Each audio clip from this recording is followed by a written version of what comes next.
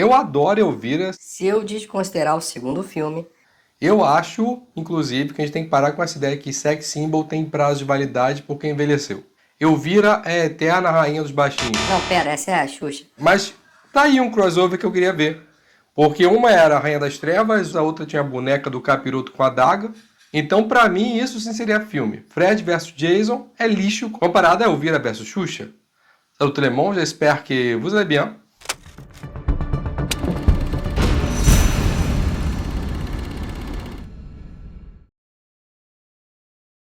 Se você é muito novo, você não sabe quem é Elvira. Isso é impossível. E eu até duvido que você tenha clicado nesse filme, por quê, né? Mas coloca nos comentários sua idade e como é que você conheceu a Elvira, se for o caso, você realmente ser novo. Elvira, a Rainha das Trevas, foi um filme de 88 que conta a história de Elvira, personagem interpretada por Cassandra Peterson. E eu tenho pra mim que a gente não tem muita noção de quem é Elvira, de que ela faz sucesso. Porque a gente teve esse filme muito emblemático, mas de maneira muito isolada aqui no Brasil. Só que a Elvira já existia na mídia antes desse filme. Na verdade, as emissoras americanas tinham o hábito de passar filmes de terror, mas tinha uma apresentadora que fazia comentários no meio dos filmes e introduzia o filme para o público. Uma das primeiras e mais famosas foi a Vampira. Vampira. Não a dos X-Men, não. E sim a Maila Nurmi, na década de 50, com o programa The Vampire Show. Ela foi muito importante para essa estética gótica e exagerada, e a Elvira não era para ser Elvira, e sim ela seria uma nova vampira na década de 80. E aparentemente estava tudo certo, mas a Maila Nurmi, em cima da hora, não quis mais ceder o seu nome para Cassandra. E daí eles acabaram pensando em um novo nome e chegaram na Elvira. E foi assim que em 81 estreou o programa Filmes Macabros da Elvira. E se você acha que a Elvira ela não existe mais, que é apenas uma memória afetiva no fundo da sua mente, fica sabendo que agora, 40 anos de aniversário de Elvira. Muito assustador, muito especial. Ela tem uma biografia que eu li e confesso que eu não acreditava que ia gostar tanto de ter lido. Tudo bem, eu sempre deixo todo mundo chocado. Só tem inglês que eu saiba e custa $3 na Amazon. Vou até começar a colocar os links nas descrições dos vídeos, porque caso você queira comprar usando meu link, pode sair uma forma de me ajudar. Por que não? É claro, outras formas comuns é deixar o like e se inscrever. Não esquece, é bem importante. A história da Cassandra é meio louca. Não por conta dela em si, mas por conta do que era visto como normal no mundo da década de 50, onde ela viveu. 50, 60. Porque ela começou a trabalhar com Go-Go Girl, que são aquelas meninas que servem bebida em bares, sabe, dançando, com 14 anos. Óbvio que trabalhando à noite e madrugada, ela terminou o ensino médio aos trancos e barrancos. Depois, aos 17 anos, ela foi trabalhar em Las Vegas como dançarina de cabaré. Lembrando que isso não significa que ela se prostituía. E você pensar que era normal uma criança de 14 anos trabalhar num bar, servindo marmanjo e dançando, meio que tu entende porque o povo é revoltado hoje em dia, dizendo que o mundo tá chato. E não pode fazer mais nada. Os caras da década de 50, 60 são teus avós, teus pais, que hoje têm 70 e 80. Então, não é que o mundo tá chato, é que ele era um caos tão grande que a gente tá só colocando umas regrinhas mínimas ali para manter a segurança de um grupo maior de pessoas. E aí tem essa galera que tá ouvindo não pode pela primeira vez na vida depois de 70 anos. Não! Tá bem? Não precisa ficar bravo por isso. E nessa biografia da Elvira vão ter relatos interessantes, como por exemplo, regras não explícitas de não poder atender negros mesmo famosos em Las Vegas. Caso você fosse cordial demais, você poderia ser mandado embora. Enfim, eu realmente não pensei que a biografia da Elvira ia me fazer refletir tanto. E a gente vai continuar essa reflexão falando do filme. Porque agora que você sabe que Elvira era essa apresentadora, o filme passa a fazer mais sentido. Já que ele começa com a Elvira terminando uma apresentação do seu programa e descobrindo que a emissora tem um novo dono, um milionário. Ele assedia a Elvira, coloca as mãos no peito dela e ela acha ele um babaca, cretino, joga ele da mesa e diz que nunca mais vai trabalhar naquele lugar. O sonho da Elvira é se apresentar em Las Vegas. E daí você lendo a biografia dela, as coisas vão ali se encaixando. Porque ela diz que nunca se venderia para conseguir nenhum papel. Inclusive, me deu a entender que pode ter sido esse um dos problemas para que a carreira dela nunca tenha sido tão grandiosa em Hollywood. Eu não tenho que aguentar isso de ninguém. Ela, em um momento da vida, decide então abandonar o showbiz e começa a investir nessa carreira de atriz. E acaba ficando muito na comédia, principalmente no teatro de improvisação, mas sem grandes destaques na mídia. Ela já não tinha nem mais muita esperança de qualquer sucesso maior, porque ela começa a interpretar a Elvira com 30 anos, e para uma atriz, 30 anos já era a época de se aposentar, então ela traz que muitos papéis lhe eram negados por conta da sua idade. E a Elvira vai ser essa junção da experiente bailarina de Vegas com a atriz cômica. E eu, reassistindo Elvira, eu só pensava nessa contradição que essa personagem me apresentava, porque ela é forte, ela é independente, ela não leva desaforo para casa, mas claramente ela é pura sexualidade para homens. Os ângulos da câmera sempre focando na bunda, no peito, ela sempre rebolativa, com aquele charminho Born Sexy Yesterday. Um mulherão, mas com traços de inocência.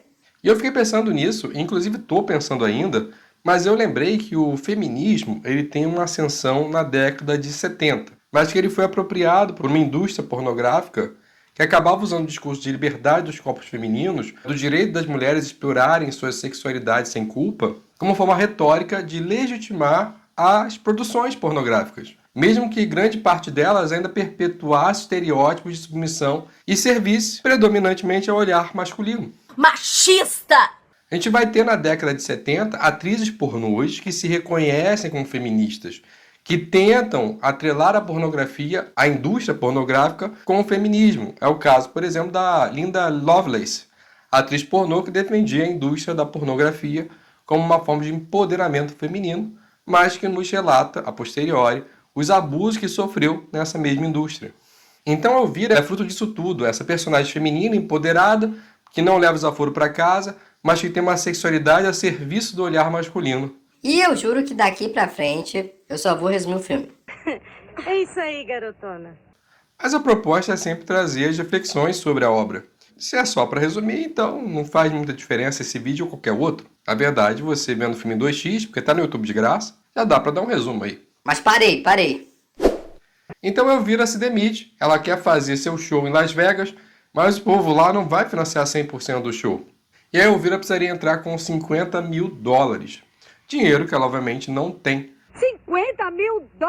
Você tá louco? Só que para felicidade chega uma carta do nada e diz que a sua tia-avó Morgana, cuja qual ela nem conhecia, morreu. E que ela precisa estar presente para a leitura do testamento em Farwell, Massachusetts. E daí, a Elvira já acha que vai ficar rica.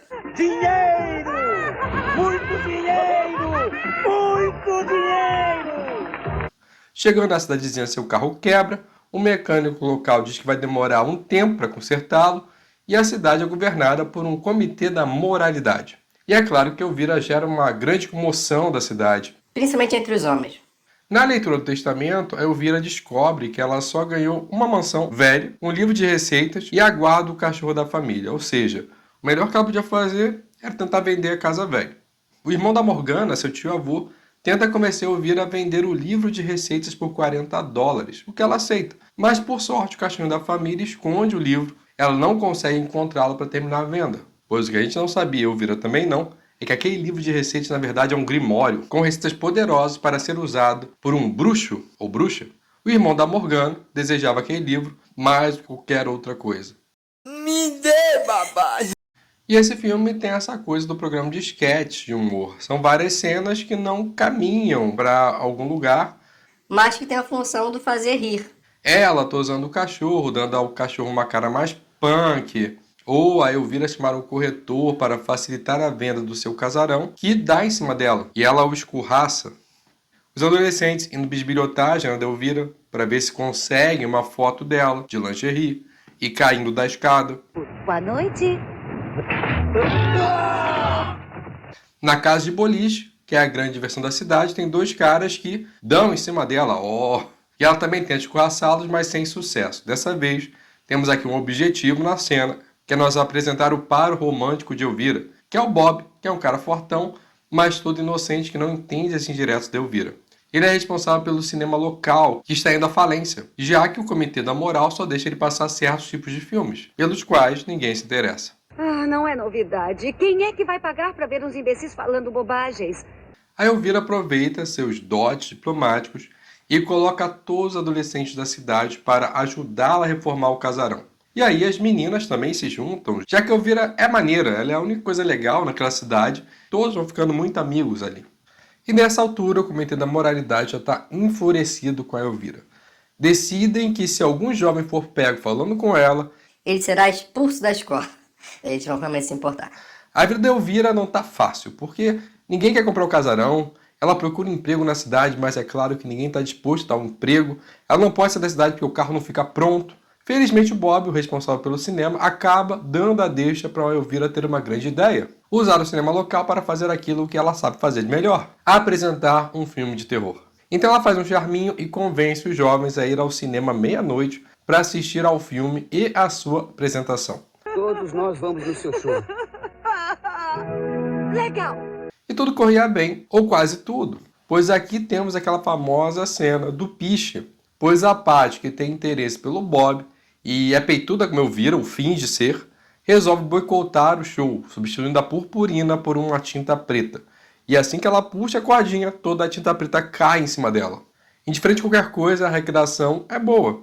Bob e Elvira voltam para casa e eu nem sei se eu consigo entender como é que ficou a noção do tempo ali, porque a sessão era meia-noite, o filme tem 1h30, porque foi Tomates Assassinos, teve o show dela, vamos dizer que foi meia hora de show, sendo assim eles chegam 2h20 em casa, aí ainda ficam no sofá um tempo, e daí você pensa, agora o casal vai pegar fogo ali.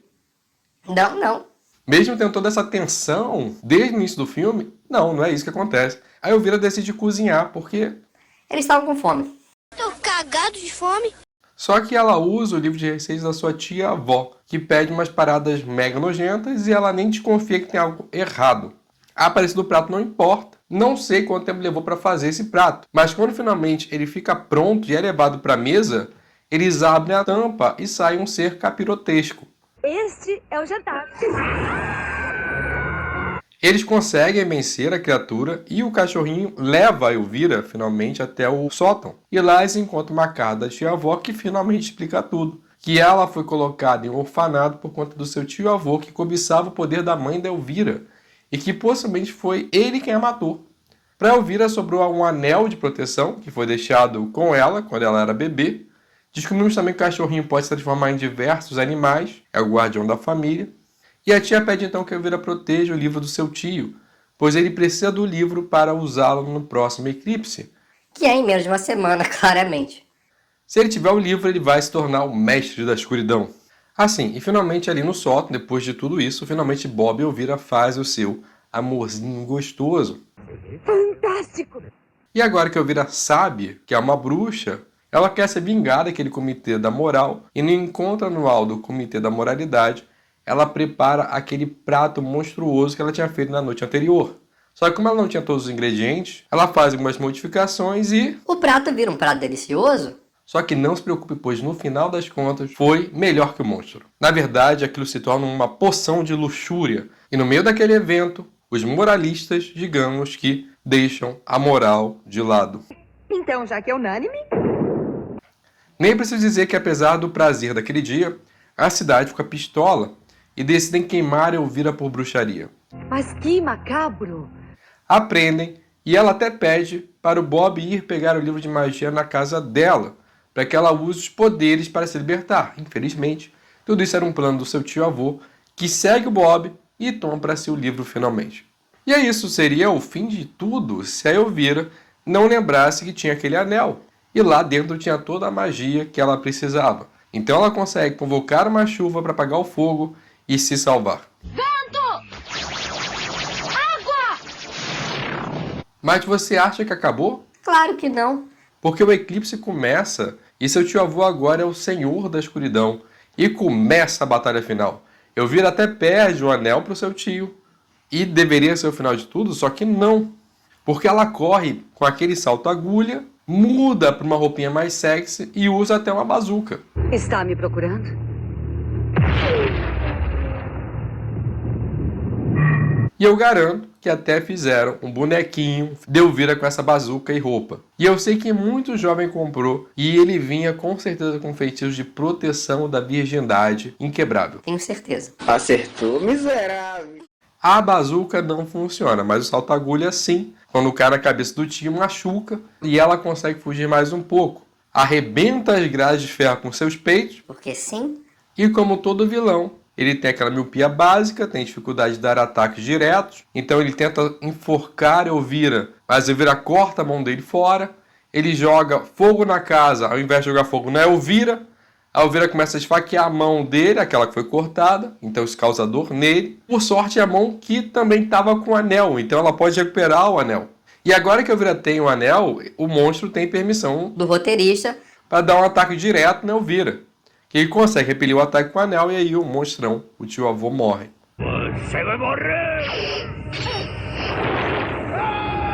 Morri! E como o tio tinha atacado os Zaralhos na cidade, a cidade agora estava em dívida com a Elvira, pede desculpas para ela, o carro dela fica pronto, e a Elvira ganha a herança do seu tio avô, e agora sim ela tá rica e pode ir para Las Vegas fazer seu show. Elvira, isso é fantástico. Las Vegas.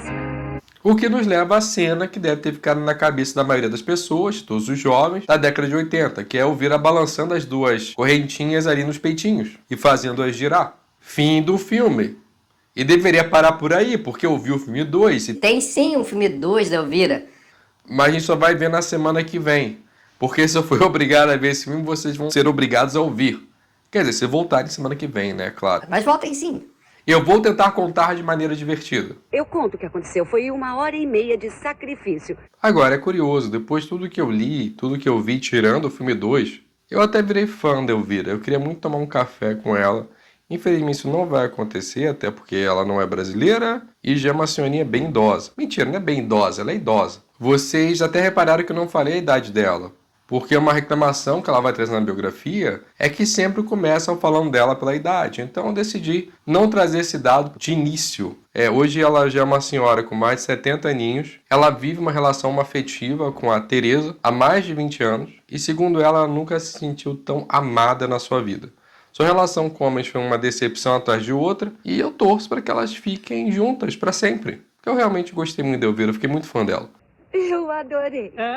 Mas falando sério, eu fico triste que a Elvira não tenha tido outros projetos de filmes bem dirigidos. Porque, por exemplo, quando eu vejo ela dançando no final do seu filme, eu acabei me lembrando muito da Meryl Streep em A Morte Lhe Cai Bem, quando ela estava dançando lá no início. Inclusive, eu já falei desse filme aqui no canal, A Morte Lhe Cai Bem, depois vocês podem ir lá conferir. E eu acho que lendo a biografia dela, ela reforçou uma ideia que eu tenho de que a vida não é aquilo que a gente planeja para ela. Você precisa da oportunidade, mas também estar pronto quando a oportunidade surge. Você precisa da sorte. A vida é um jogo de pôquer. Você não escolhe a mão com qual você vai jogar. Te cabe apenas decidir como jogar com a mão que você tem. E é isso por hoje. Quem diria que Elvira me faria refletir tanto? Deixa o like, balança o peitinho, se inscreve. Que semana que vem tem mais. Eu vou falar daquele filme ruim, gente. Eu não quero falar dele, mas eu vou falar dele. Merci bien, à la prochaine.